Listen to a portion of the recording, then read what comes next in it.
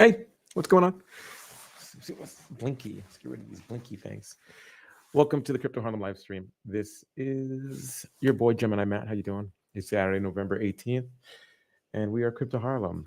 We're here to do a bunch of different things. What is Crypto Harlem? Crypto Harlem is really a anti-surveillance cybersecurity for the people. That's what we're about. Teaching you just how to level up your skills, talking about interesting things that happen, current events.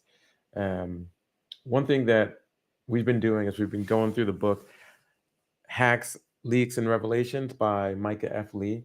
And it's a book on basically like the two parts of being a hacktivist. The one part, well, first of all, let me define like what is a hacktivist, right? So a hacktivist is anyone who uses their hacking skills or digital skills or anything electronic, computer related for activism. That's all it is. And we at Crypto Harlem are like strong proponents of building that hacktivist factory to teach you how to be a hacktivist. Some people will write letters, some people will vote, some people will march in the streets, some people will, hold salons and meetings in their homes and talk to their friends and neighbors about issues that are close to their heart. Well, we teach folks that with a computer keyboard, you can have basically the power of a million people.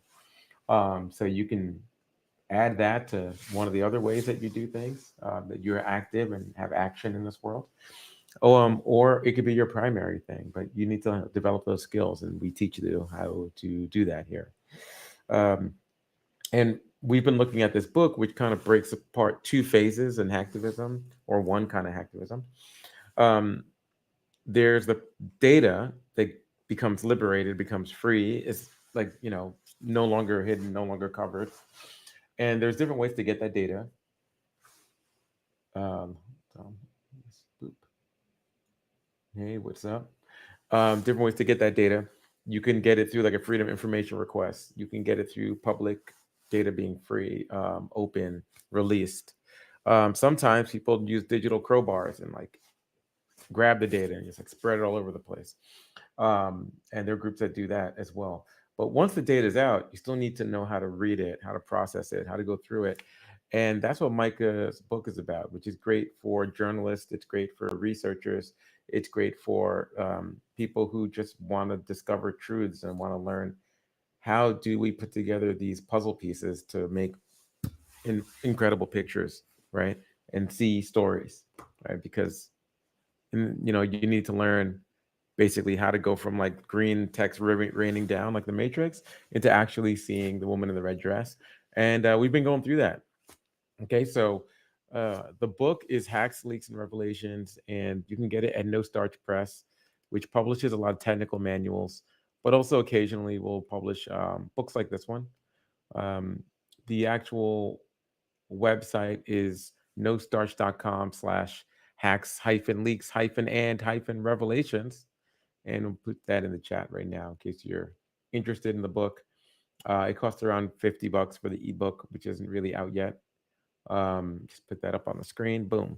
And let me show you what that looks like.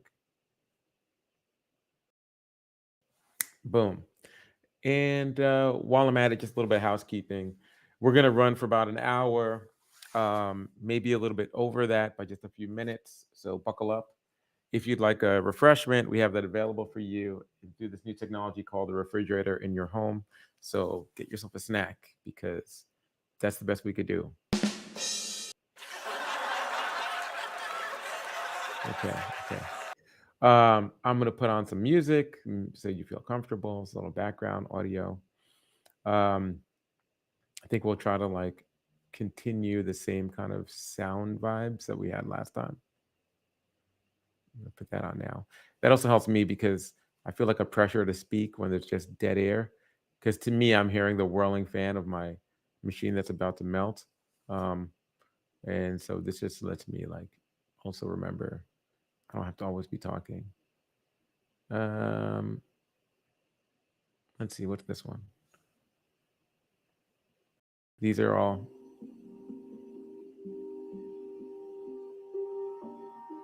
Hmm.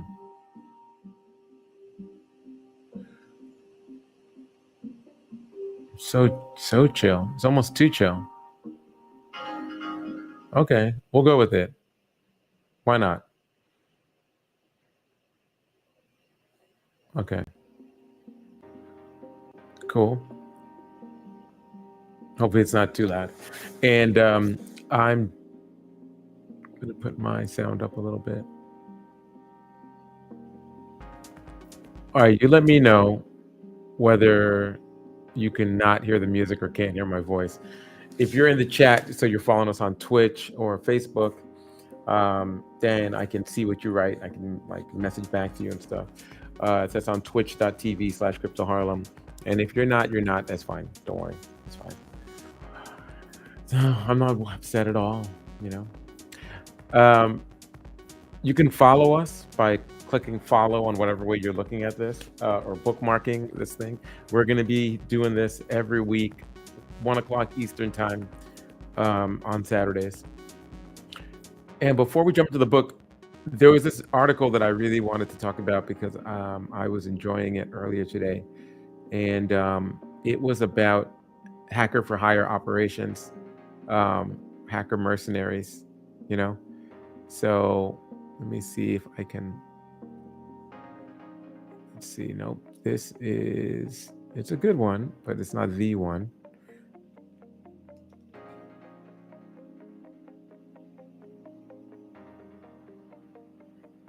I mean, there's so many really good articles recently, like I want to share, but there's only so much time, and I committed myself to go through this book, so that's what we're gonna do. But maybe with a little bit of like twists and turns here and there. Okay, so let me just pull up this thing.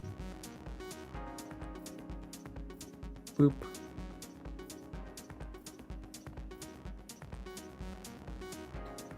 All right. Okay. Cool. Let's see.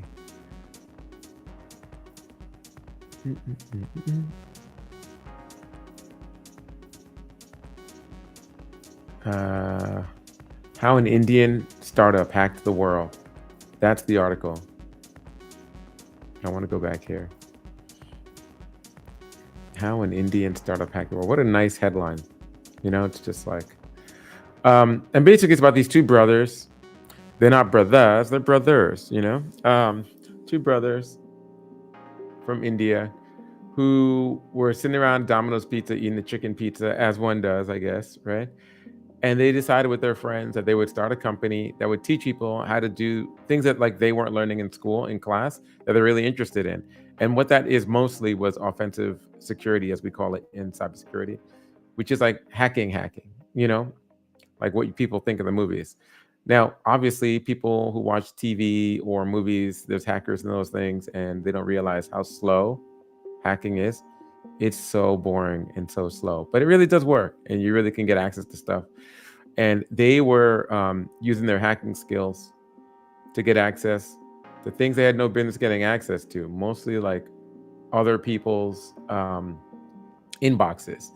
So it started out like with a class that would teach you how to do stuff, and some students were asking about offensive stuff.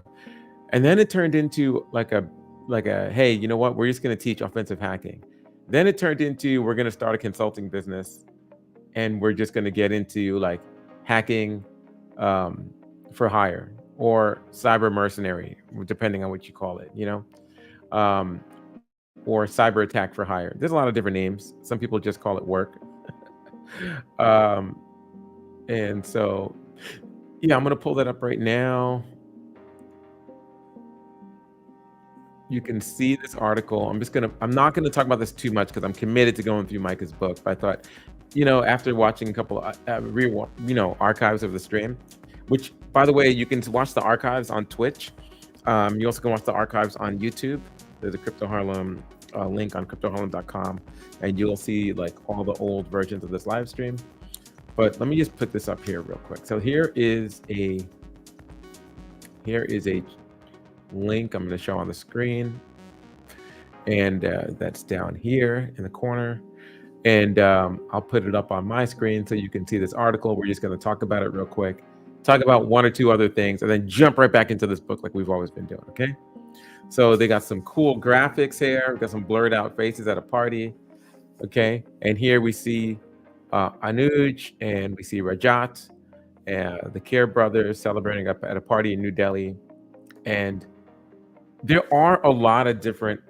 I'll quickly explain how hacking for hire operations work for those of you who don't know.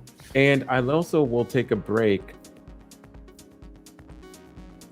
to just say what's up to those who are watching the stream right now, And that's what I call the roll call. During the roll call, if you're watching on Twitch, I go through and say what's up, For some reason, I never do that to the people who are watching on Facebook.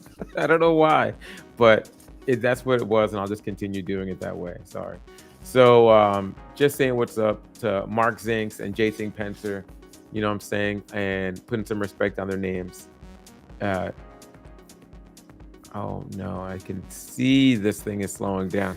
So earlier today, I started the stream twice because I felt it was slowing down.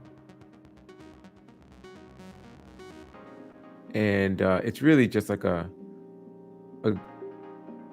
grab for money, not money, memory. You know what I'm saying? It's a memory grab right now. Every service on this machine is fighting every other service on this machine. I try to take a side so I could actually get everything running smooth, but it just won't, just 3,000 helper services. I don't know what's going on. So, but anyway, I just wanted to get some applause going. Okay, put some applause here for Drapsnat, 00 Rihanna, Jason Pencer, Mark Zink, thanks for joining. And of course, the D Elixir, where would we be without you moderating the chat? And, thanks for letting us know that things are going. So what's up to D Elixir? Okay, everyone. So yeah, basically in the article, it talks about a hack for hire operation. Most of these things, you can find these jobs. Like we did a series on how to find work as any kind of hacker and how to find work as a hacktivist. And we talked about the places where people post these jobs.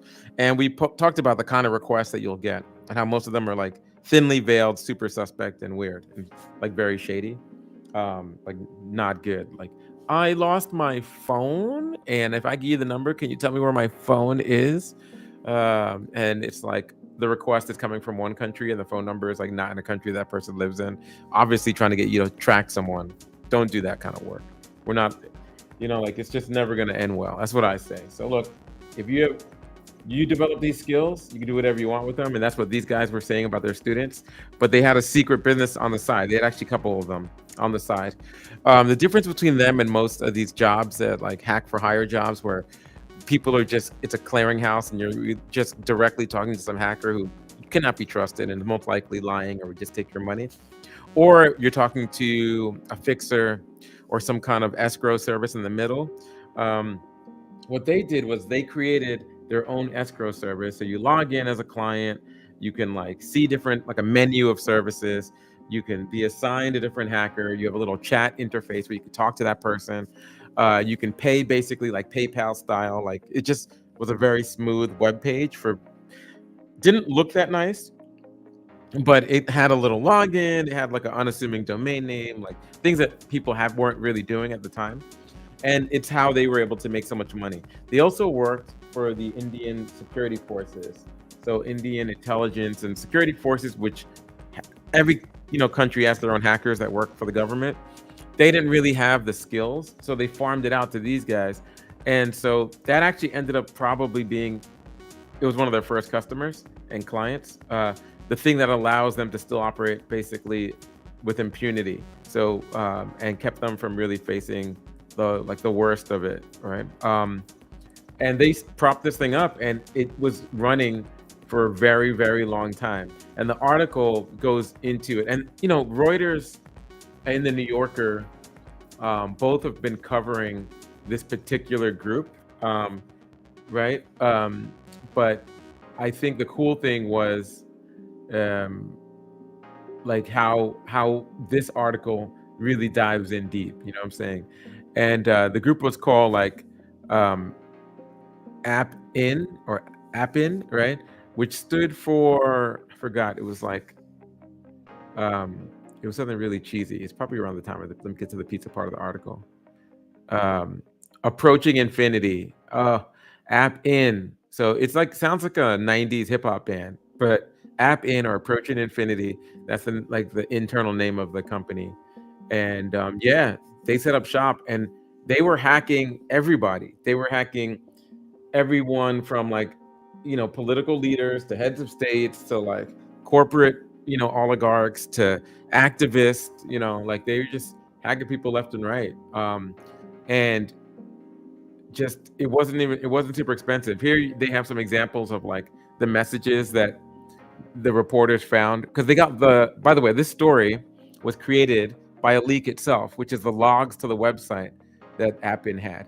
The website had a couple different names, but they have like a picture of the login for the site, and they had gotten like logs from the chat of the site and between the hackers and the clients. And I think they might have gotten a few actual like technical logs, like web logs.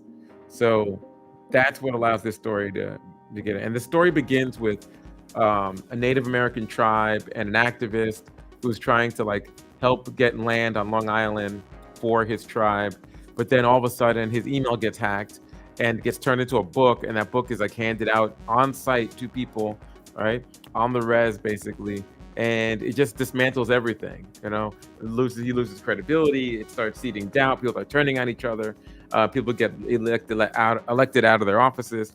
And it kind of breaks down from this narrative arc how it leads to India, and how it leads to this hack for hire group. It's a really great read, and I recommend it for anyone, especially if you're interested in understanding how these operations work.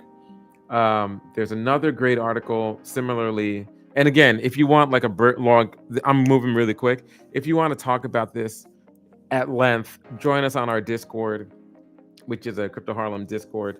You can go to discord.gg/invite/Crypto Harlem, or just go to cryptoharlem.com and click on the little video game controller icon on the bottom, the Discord icon. And we talk about this stuff. So I just thought I would share. It was a really good article. I was reading it. I really liked it. There's similar articles from the New Yorker. I'll just put that on the screen real quick. There's this article called "A Confession Exposes India's Secret Hacking Industry." Boom. And that was from June of this year, and I'll put that in the live stream.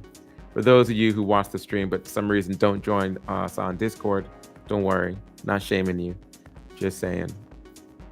Oh man, this is atrociously slow.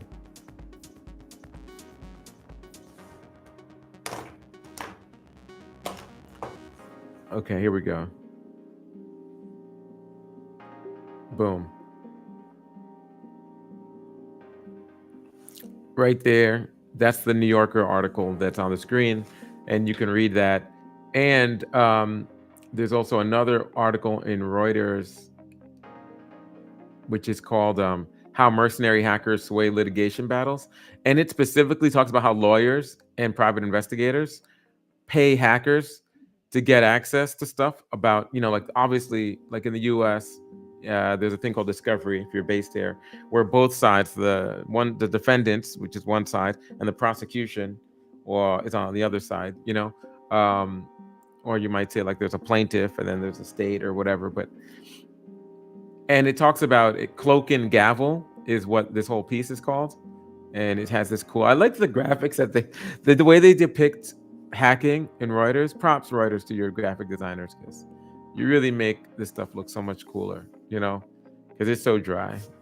So here's a link to that Reuters article, Cloak and Gavel. It talks about the role hacking plays in modern civil and commercial litigation, which is basically people hack inboxes, they hack people who are involved in cases so they can get a leg up, and basically discovery is not enough. They want more. So, and it actually how they've used it to bend the outcome of law, right? Which is pretty wild. Okay, so again, and it's not just India. Basically, it's anywhere where people are trained on high levels of information and technology, but are paid very low. And so I'll tell you, like, you'll find these kind of hack for hire operations in a very like industrial, completely set up, institutionalized, operationalized, like fancy way. You'll find them in Eastern Europe. You'll find them in the Philippines. like places where people are very technically savvy, but folks don't earn a lot per year. They can earn what their friends might earn back in the village, or their friends who move to the city for money. They can earn what they earn in a year. They can earn in a week or a month, easy doing this. So it kind of feeds into that. Or places where a lot of outsourced work is, like East Africa and West Africa, a lot of technical work is outsourced there, but people aren't getting paid with respect. So then at night, they just log into a service like this and they can make some extra money. Um, and that's how that happens. Okay. So again, just a little bit of current events, switching it up a little bit. Now we're going to dive into the book, Hacks, Leaks, and Revelations by Micah F. Lee. That's on No Starch Press. And we have a leaked copy of the book. So we're going to show that leaked copy of the book. Boom. Oop. Did I do that right? Yeah. Okay, cool. I got to jump down to this, your first script. I think it's under first. It's probably, nope, first script. Visual. No. It's section 3.6. I know that. I'll just go to 3.6. Stop trying to be smart. Okay, writing your first shell script. All right. So let me get this nice and juicy and big. Boop, boop, boop, boop, boom. Here you go. Okay. So the book is available for money, and it's totally worth it. But remember, if you watch we have all these different episodes. We're on episode 5 of going through the book, and we're only on exercise 3.6. But one of the first things we had to do is we actually had to buy a hard drive, because it's like, oh, hey, thanks for buying this book. You need some things. And one of those things was a hard drive. So, okay. So yeah, we got that hard drive, and now it's telling us to navigate to your USB stick, make sure that your data set is plugged in and mounted, and open up a terminal and change to the directory of your data set. And that's where we're going to start our script. Okay. So let me just get this terminal window open. Here we go. I named my machine Trapdoor to be cool, like Micah in his examples. He always has cool machine names. So I thought we'd do the same thing. It explains how to do things for Windows, for Mac, and for Linux. So it explains that you would use the change directory command in your terminal. You would say cd/mnt, which is the mount drive. You would go to D or whatever letter your USB is on, and then you'll find the USB stick. On Mac, you would just go to cd/volume sets. cd/volumes. And in there, you'd go to your data sets, because in this case, that's where that is. On Linux, same thing. You would go to media, change directory to media, and then you go to your data sets. Maybe it's named after your home directory. Either way, get into your data sets, okay? And then you're going to make a directory called exercises, change to that exercise folder, and then inside exercises, you're going to make a directory called chapter 3, all right? So I'm going to illustrate all this, because that's what we're doing. We're actually doing the stuff, implementing the steps, showing you how it works in the real. I just need to get this. Go to my volumes, and then go to my A data drive, okay?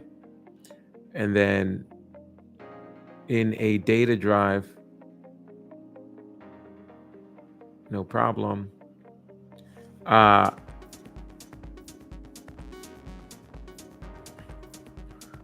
forgot like the point of this part here. I've gone through this already and I've prepped, but I just want to make sure like I'm following in a way that's useful to you. Oh yeah, this doesn't really matter, this part, I remember. Okay, cool. So I'm gonna make a folder called datasets ahead of time, just to keep this clean. And then clear. Okay. So let me show you all the stuff that we're going through that they told you to do. If you have any questions, this is a live stream. So as much as you enjoy listening to my voice and just watching it all go down, you can ask a question, and I wouldn't mind that one bit. So feel free to do that. Let me move this thing out of your way so you could see it, see what's going on, what's going down. Okay.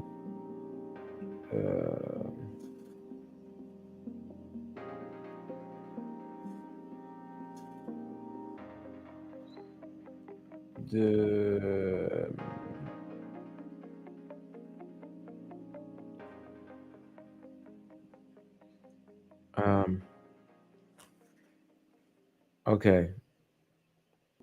Okay, no problem. Let's get it going. Share the screen.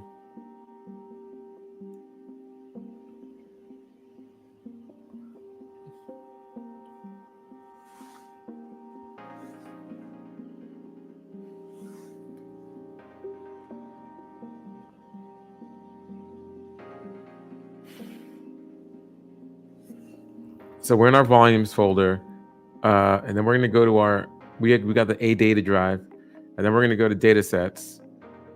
That's our volume. That's where our thing is. Now we're going to, according to Micah, he says he wants us to make a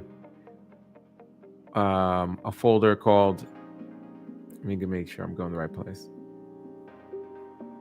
Oh, come on. Exercises. So we're going to make directory, mkdir, and just call exercises.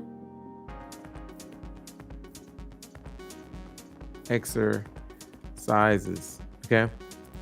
And then we're going to change to that directory, right? And if we type ls, which is list short, we'll see there's an exercises folder.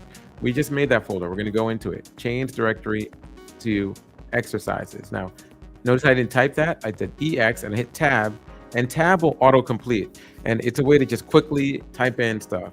And it can read the, directory structure and help me with the names of files and folders. It also prevents you from making too many human errors.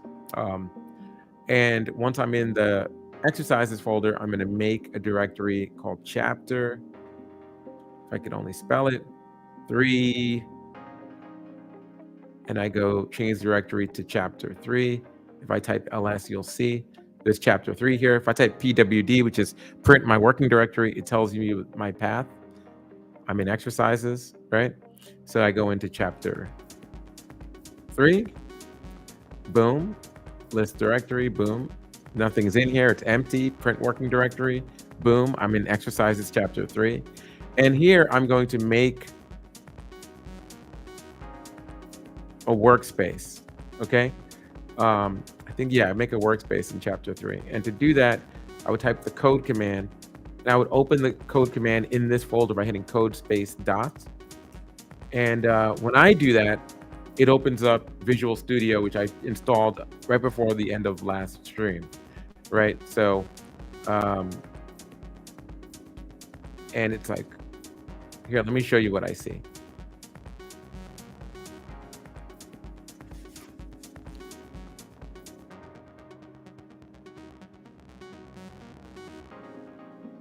Now I'm going to share this visual code. It's like a Visual Studio. But we're using this as an IDE, as an editor for our code, okay? And so here it says, do I trust this folder? Do I want to give it access to the exercises? And I trust the authors, yes. So now it links my Visual Studio code with this folder, and I'll see chapter 3 is up here. See that? Chapter 3 is up here, right? Now we're going to go back to the book, because we're going to write our very first script.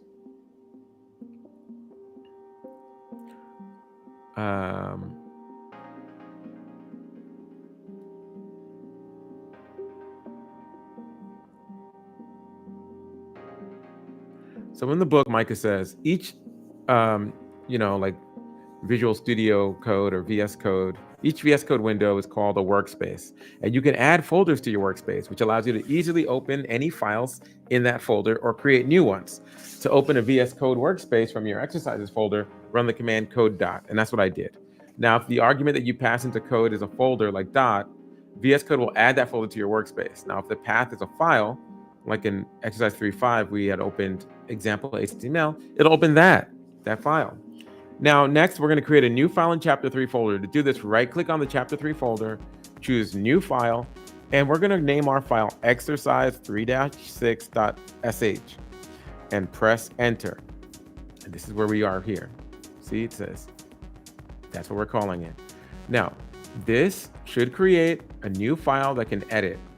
And since the file extension is .sh, VS Code should correctly guess that it's a shell script and use the right kind of syntax highlighting. Now, VS Code can write in many types of code. I'm just, so if you were to say that this is py.py, right? It'll be like, oh, you were probably writing Python. If I did .html, I'll be like, oh, you're probably writing for a web page, it's HTML.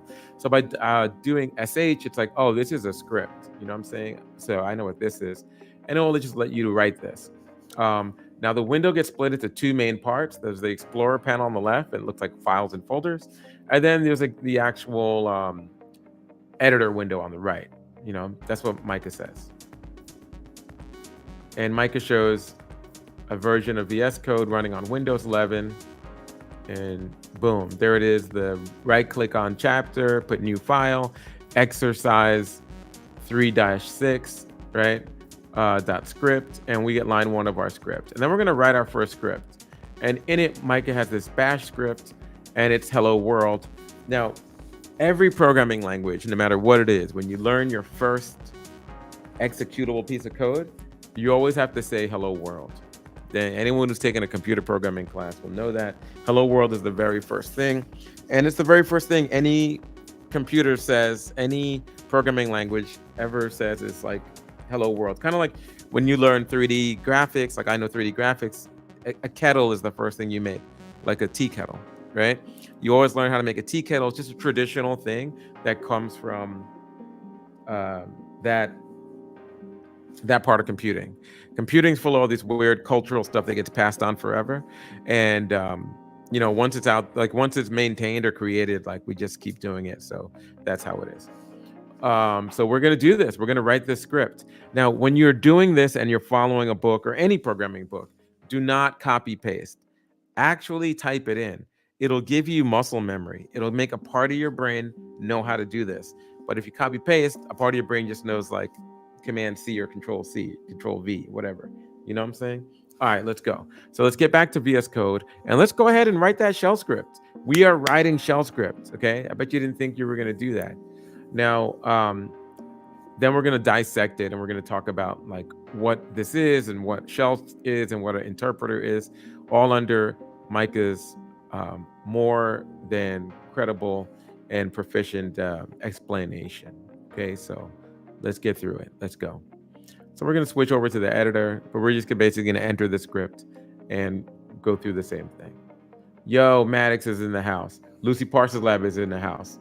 Lucy Parsons Lab wants to remind us to error is human. Okay. So you want to make sure that you're not an AI. You should be making human errors. So just keep that in mind. All right. Respect. And respect to Maddox. Hello, team. Hello, Maddox. You know what I'm saying? Appreciate you. Bringing it.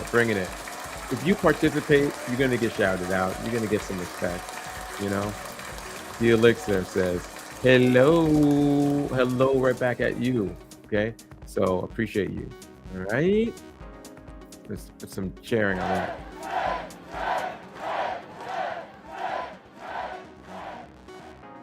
Yeah. Get those memory muscle gains is right. All right. So yeah, let's jump in. Now we're going to jump into this very exciting coding window.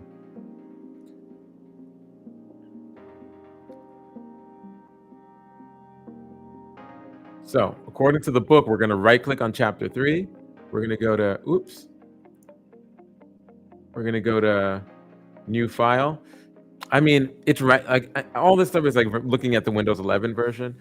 And also, if you do want to make a new file and you can't figure it out, new file, when you're in a workspace that has nothing, like this welcome window, which is just comes when you start Visual Studio Code, you could just do new file. Or you'll see the same icon. It's a page with the ear of the page bent forward, and you just click on that as new file, okay? Same thing. Now, Micah says that we want to call our file exercise 3.6, but how does he write it exactly? I'm gonna go back to my book. -3-6. All right, cool, no problem. -3. Oops, my bad. Let's go back in here. I have to rename our file. All right, let's just assume this is the new file part. -3-6.sh. Now, see how it just puts a little $sign here? it makes an icon for every programming language that it thinks you're writing in, and it's like, oh, this is a shell script, you know. So we're gonna start now. In it, Micah says we should start with $! Exclamation point /bin/bash, right? And what Micah says in the book is the first line that starts with $! Exclamation point. So we're just gonna type that in, boop boop, right? Boop boop, boop boop, right? Now that's called a shebang. And it tells the shell script which interpreter we're going to use, because there are different types of interpreters, different dialects in the shell language. You know what I'm saying? Are you a British accent? Are you Australian accent? Do you got a Southern accent? You know what I'm saying? Do you talk like you're from Harlem up here? Do you say one or do you say peace? You know, because up in Harlem we say one. It's just different dialects. So same thing with the interpreters. So you got to be like, okay, what interpreter are you using? Are you using Bash? And we are using Bash, and that's where in the book that Micah has, we're going to add the same thing on the top of every shell script. We're always going to be working in Bash, right? So now that $ sign that you see there, that is called a hash, and that's what they call the $ sign also in the UK is a hash. We might say push pound. It's a pound sign or whatever. It's a hash pound $ sign, same thing. Okay. And they're comments, and it doesn't affect how the code works because the computer itself doesn't interpret it other than that shebang on the top there. If you put a pound and you just put little lines in there, they're just comments. They're for us, the human beings. You know what I'm saying? So just like LPL was saying, you know, you're not a robot, you're a human being. You want to leave a message for other human beings.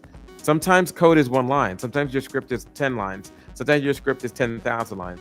Those are for you, or even better, for the humans to have some idea of what's going on. It's a way to document, like a journal or a diary, to document what's happening. You know what I'm saying? Okay, great. So let's do it. So we're going to write this code in line by line, and then we're going to go through it through Micah's expert walkthrough. Okay. So the first line of my code, let me get rid of this. The first line of my code is echo, and then I do hello world, and then I say this is my first shell script. Isn't that cute? And then I'm going to say display the current user, and I have a hacker keyboard. I'm gonna use my hacker keyboard and get super clacky. Super clacky. This is how you know in the movie when they're like, we're in, you know, so it's, you know, like, let's get clackety, you know, mechanical keyboards for life. You know what I'm saying? If you don't know, now you know. It's all about mechanical. This is gonna display the current working directory, sorry. And then we got echo the current working directory is drumroll pwd. Okay. And I'm going to save this by going to Control Save or Command S, Control S or Command S. Okay. Now here's what Micah says. The first line, no, he went over that. We went over comments. So he says, when we say comment, when we put that hash and we say display the current user when we say display the current user, they're notes to remind us what the code does.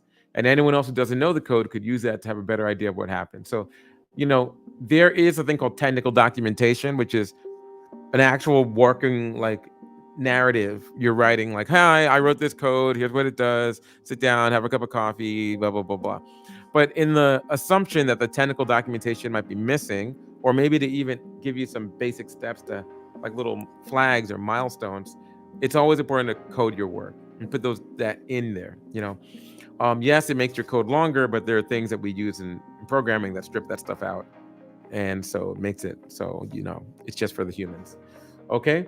Now, the echo command displays text to the terminal. So when we see echo, that's what we see on our screen. So if you see echo, yo, what's up? It's right there. You know what I'm saying? So it's kind of like in a hip hop concert where someone puts the mic to their mouth and they're like, say yo. And I'm going to put the mic out to the crowd. Now say yo, even though you're home by yourself and there is no crowd there. And I'm like, yo. Yo, exactly, exactly. So that's what the echo is. We're echoing out that, so it's shown on the screen, and we're gonna run this script, okay? So before we run a script, we need to make it executable, and that means that it can execute, or it can run, or it can be made to turn on, okay? And that involves giving it permissions to run as a program. And we're gonna switch back to the book, and you got the idea. You saw the program; it's in your head. You memorized it. You know, Let's Get Clacky is gonna happen. Yo, Terabyte, not only is Let's Get Clacky gonna be on a shirt, but I'm gonna send you that shirt. So Terabyte, if you whisper, don't write it in the comments. If you whisper, or go to cryptoharlem.com and fill out the form, or email us at cryptoharlem.com, we'll send you the Let's Get Clacky shirt. It's gonna happen. Yo, trust my word. Let's get clacky. All right. Mechanical keyboards. So we are going to switch it. We're going to switch over to the book real quick so you can see that.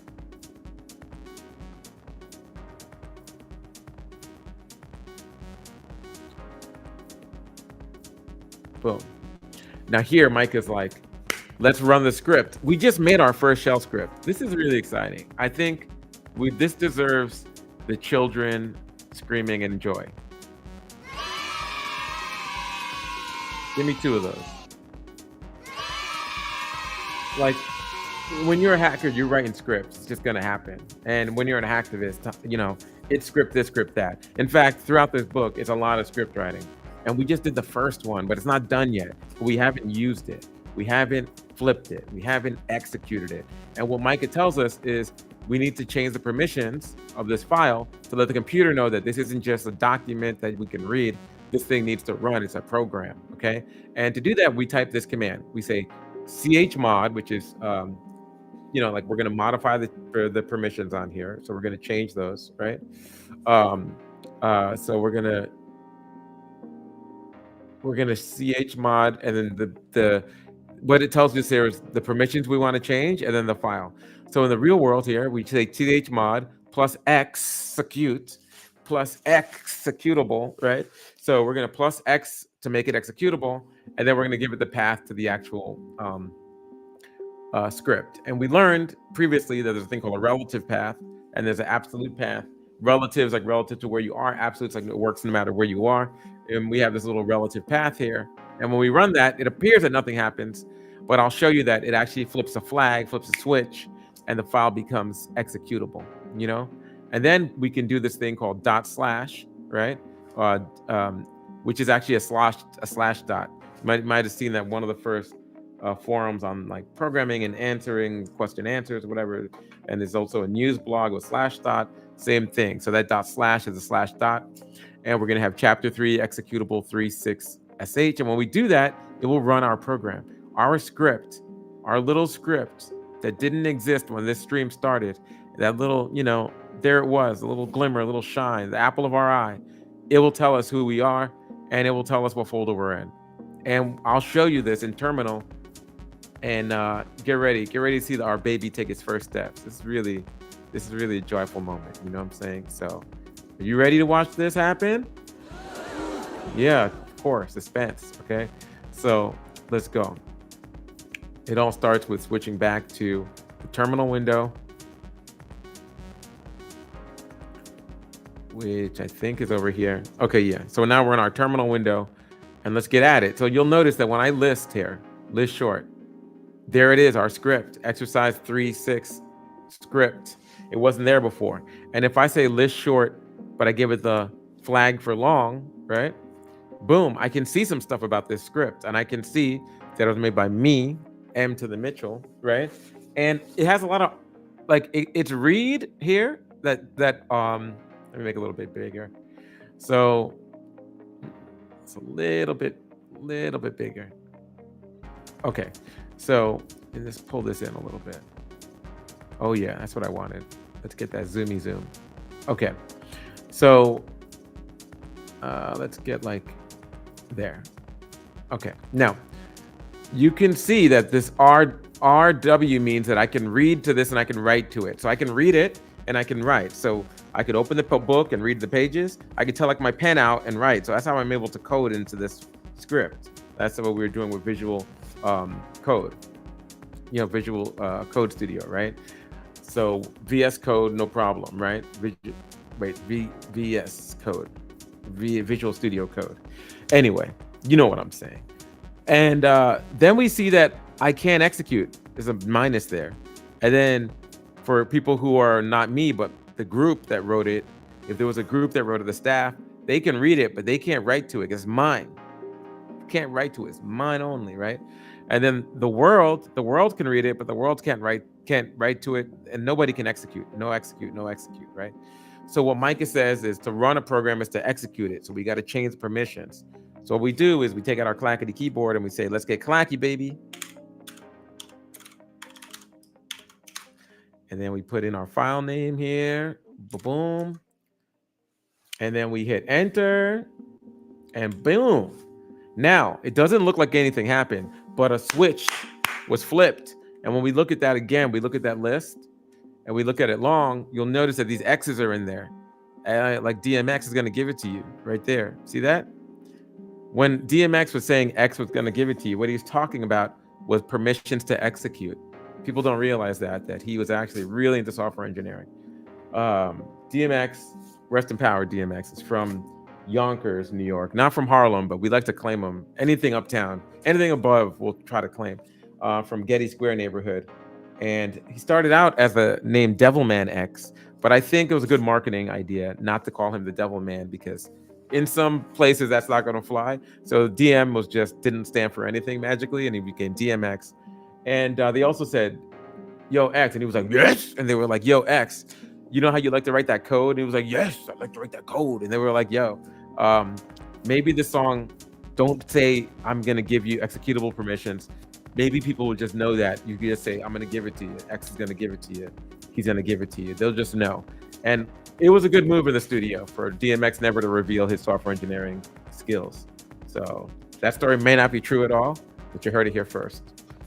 Guaranteed. All right. So we got given our DMX skills, our executable skills. We're gonna move on. I know that if you were here, you'd all be like, because I'm so witty. Okay. So yeah, but now we got this executable. What are we gonna do? We're gonna run it. So remember, we did that slash dot thing. So boom dot slash, the name of our file. And yo, in 3, 2, 1, count it out with me. Yo, Terabyte, count it out. DLXer, count it out. Maddox, count it out. Yo, LPL, you there? Let's go. 3, 2, 1. Hey. Oh, bad interpreter, not a directory. Oh no, what did I do? Oh no, bin bash, because that's not where my bash is. My bash is, where is bash on this machine? It says it's there. Bin bash. Okay, let me fix this.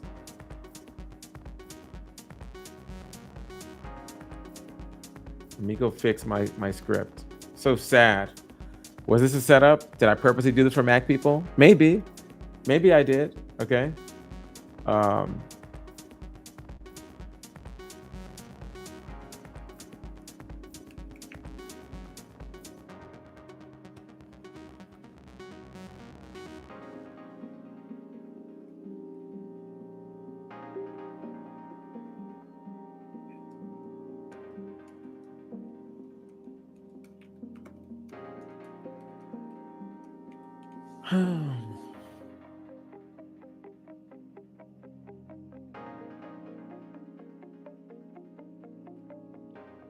Do I even have bash on this machine? Because it's not the interpreter that comes with Macs. You know what I'm saying? So let me make sure. Remember we had homebrew on here? We did do that. We did go over homebrew. So I try to only use commands that we went over. So I'm just gonna make sure that I got this.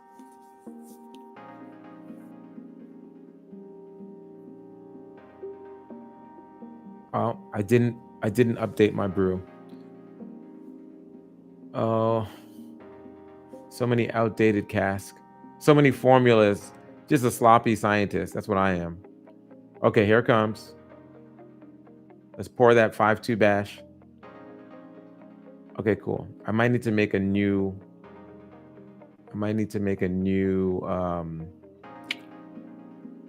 shell.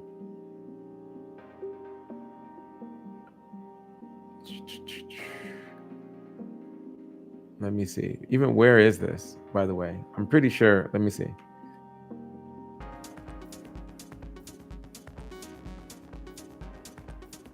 Oh, yeah.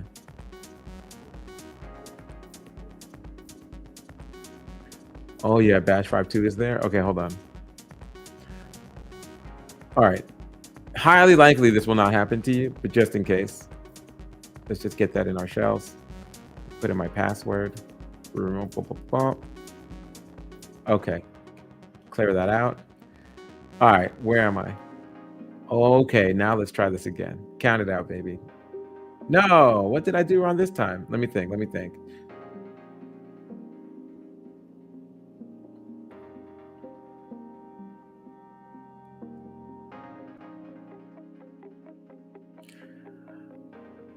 me just actually go in Macs. If you have a Mac, like I'm on a Mac right now,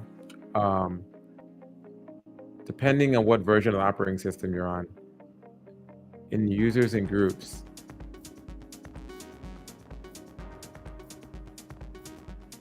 I get to my account and I go here and I get to make sure I got the right one, baby.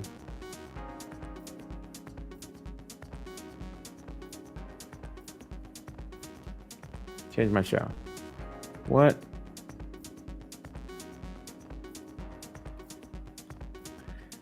Man, live demos, man. All right. Come on, man. What'd I do this time? Let me go check out. Let's edit our file.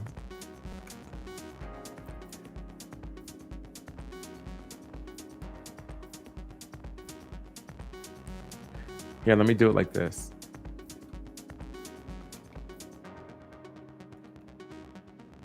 Oh, you know what it is? Is this? I think it's this last slash. I think I wasn't supposed to do that. All right, let me just check it out real quick. Okay, cool. But I think it's just that last slash. Micah was like bin bash. I did bin bash slash. See, that's why you got to follow the instructions. No, I don't want to edit. Get me out of here.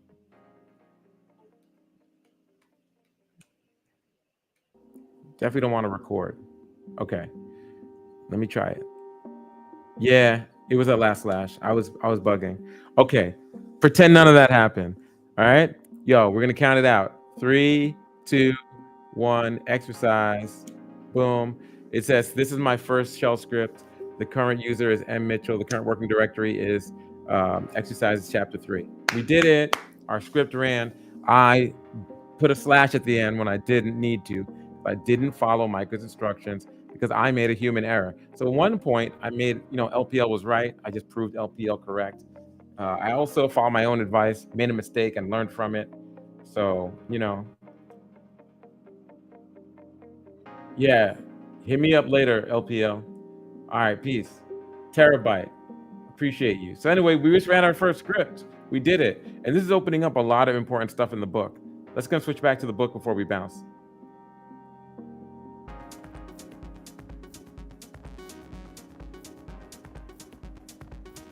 So here we see what we saw there. It tells us the directory we're in. It tells us my name. And Micah recommends changing to my own home folder and trying to run this again. And then we're going to clone the book's GitHub repository. And I guess we can do this as our last step, okay? So programmers, let me make sure I'm sharing this properly. Yeah, okay. Programmers store source code in Git repositories or Git repos, because we don't say repositories, too many syllables. Git repos, right? Which are composed of a collection of files, right? Now, usually that's source code. By storing your scripts this way, you can host them on this very popular website, which is now owned by Microsoft, boo, called GitHub, right? No disrespect to Microsoft, it's just a joke. So Git repos help you share your code with others, and you can clone a Git repo, which is like downloading onto your computer and your own copy of it. So this book is in a repo on GitHub called GitHub github.com, Micah F. Lee, Hacks, Leaks, and Revelations. And if we visit this website, which I'm going to try to go to now. Wait, why did that? Oh, because the page, I think the page had a space, so we lost Revelations. Okay. I spelled that wrong. Luckily, I've already been here, so I'm just going to go like this. Then take out the bangy. Okay, so as you can see, this is the repo. This is where all the source code is for the book. So look at that. The book costs $50, but look at the source code. It's just hanging out up here for free. Thanks, Micah F. Lee. So we want to copy this down into our machine. So what we want to do, Micah tells us, is to, and let me actually just open up a new window with the actual book open in it. And got to get back to GitHub. Nope. Okay, clone the books repository back there. Okay. So it's a little zoomed in, but you get the idea. Did I over zoom?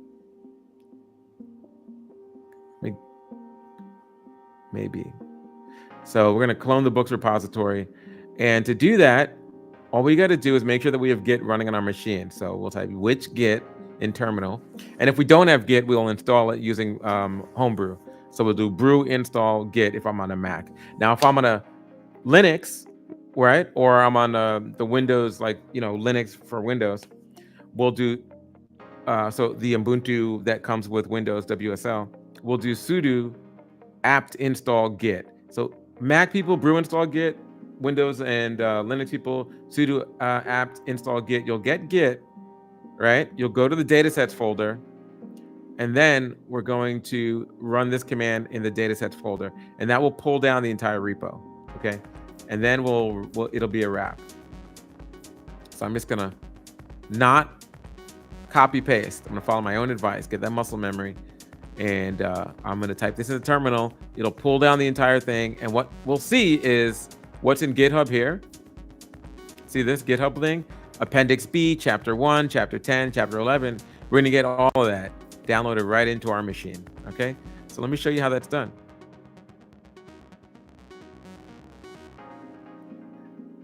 Going back to our trusty terminal window. Let me make sure I'm in the right place. Where am I? I'm in Chapter 3. Let's get out of there. I'm going to go to 2 folders up. Oh, I went too far. Clear it out. Clear it out. Clear it out. I'm going to go to volumes, our A data drive, data sets. Okay. All right. Anyway, so Micah says install Git if you don't have it. So type which Git, which command will find, search our computer for this executable. I know that I have Git, but let's say I didn't, because you wouldn't normally. I would say, because I'm on a Mac right now, I'll say brew install Git, okay? And then it'll go and find Git, the formula for it, and then run it and install it on this machine. So, boom. Now it's upgrading my Git to the latest version, but I had done that recently, but it's just a little point release, but whatever. See, it's more than a point release. It's actually like from 4.1 to 4.2.1, 4.1.02. And now it's like, working the magic. Let's see, look at that. See, a little brew has a little pint of beer there with a little foamy head. So cute. Good use of emojis to the people over at Homebrew. And look at that little number signs. Boom. It's 100%. You can tell what it's doing. It's almost done getting me all the pieces that I need to make sure that my Git is up and running. And this should probably take you on your end. I got a very fast connection, but it probably just take you like 5 minutes. You can, go to the programmer's room, go to the little programmer's room, wash your hands, whatever you need to do. Deploy some code, push out a branch, little Git humor.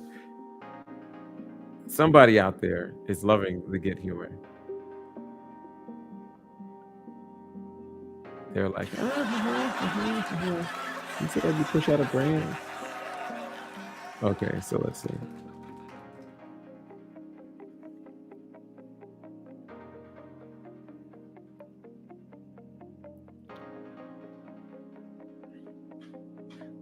Oh, so look, if you're out there,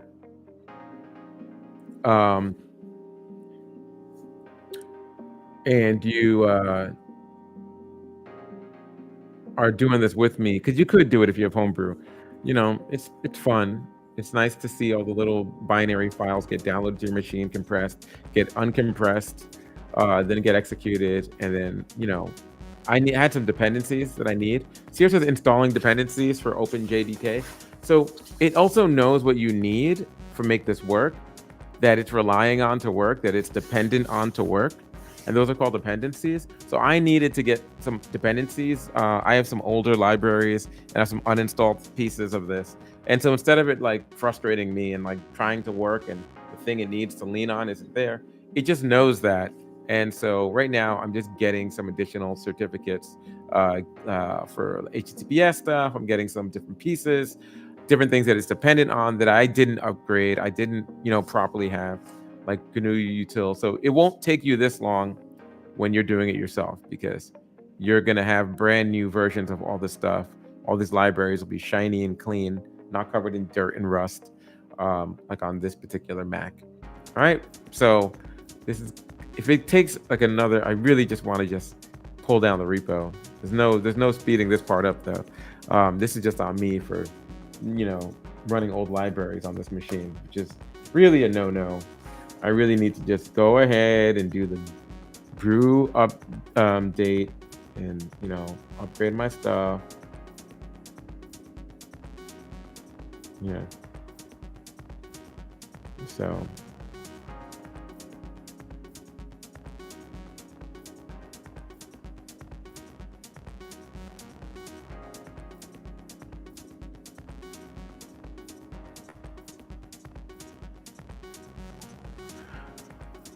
okay.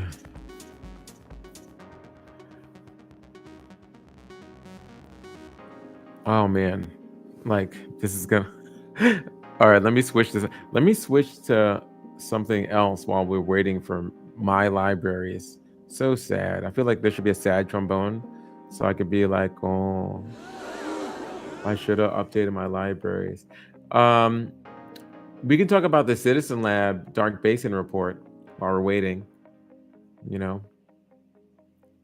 Which is related because we talked about approaching infinity app in. Well, they talk about a different company, a different hack for hire company.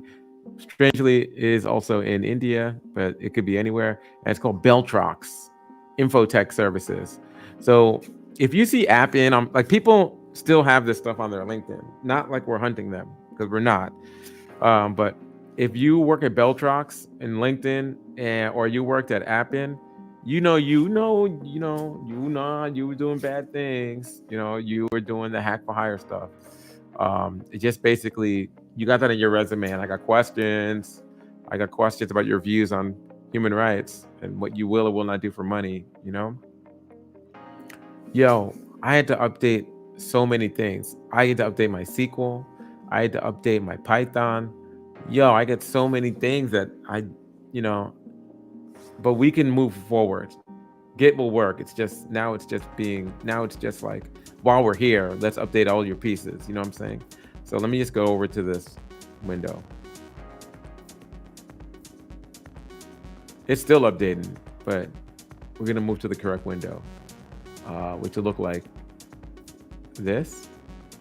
And then I'll say, hey, which Git? And this time it will show me my Git. I'll type Git, and it's like, boom, you got the latest Git. And then I'll type in this command from the book, which is Git. Oh wait, no, I gotta go to my data sets folder, not my exercises folder, right? I think that's where he wanted me to be.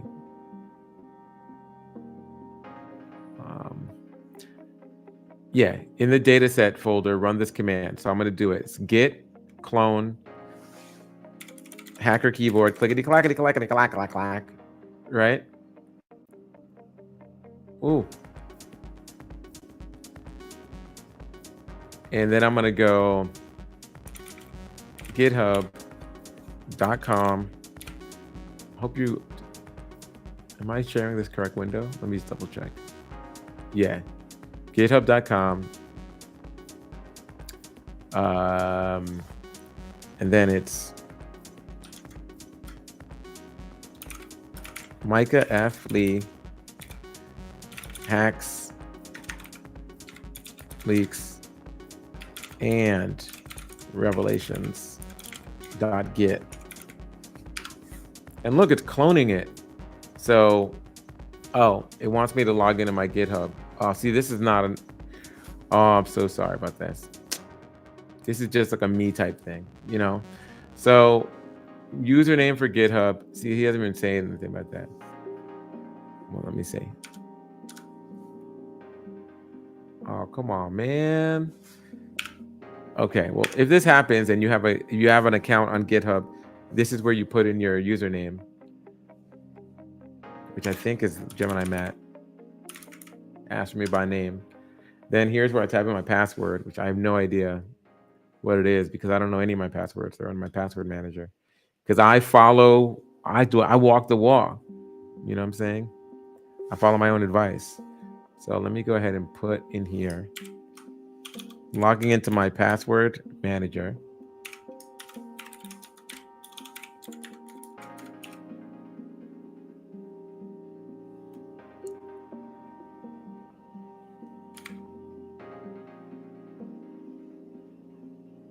Okay.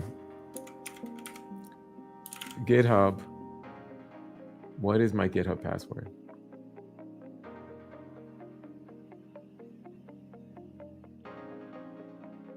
Okay.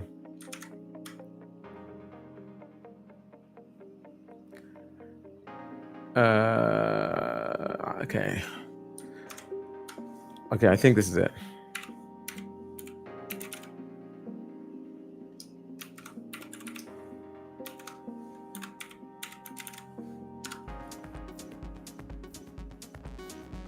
Okay. No problem.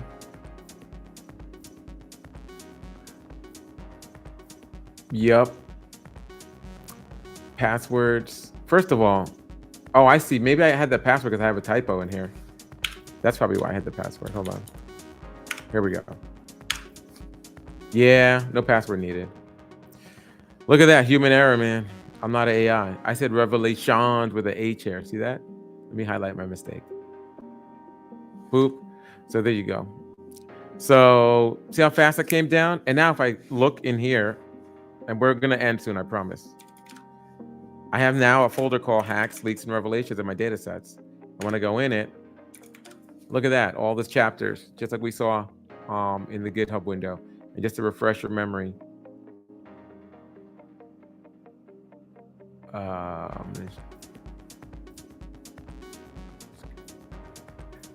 We are done.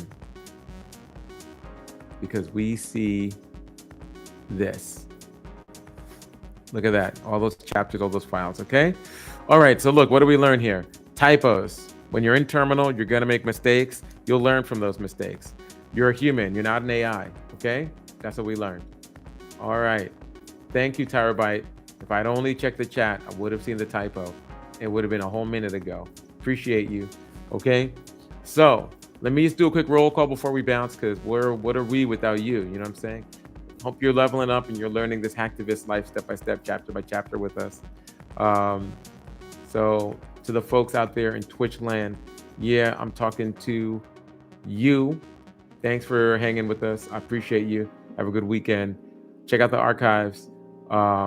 So ASMR, me, you know what I'm saying? 00 Rihanna, you know, like mad love, okay? Terabyte catching the typo and just participating in the chat. LPL had to bounce, but mad love to you as well. Commander Root, Grab Snat, Matic 12, you know what I'm saying? The Elixir, holding it down. Appreciate you. Okay. And that's that. Okay. So look, encrypt. Stay safe, all that good stuff. Stay secure. Be the hacktivist. And follow if you don't follow. Catch us in the Discord. See you next week.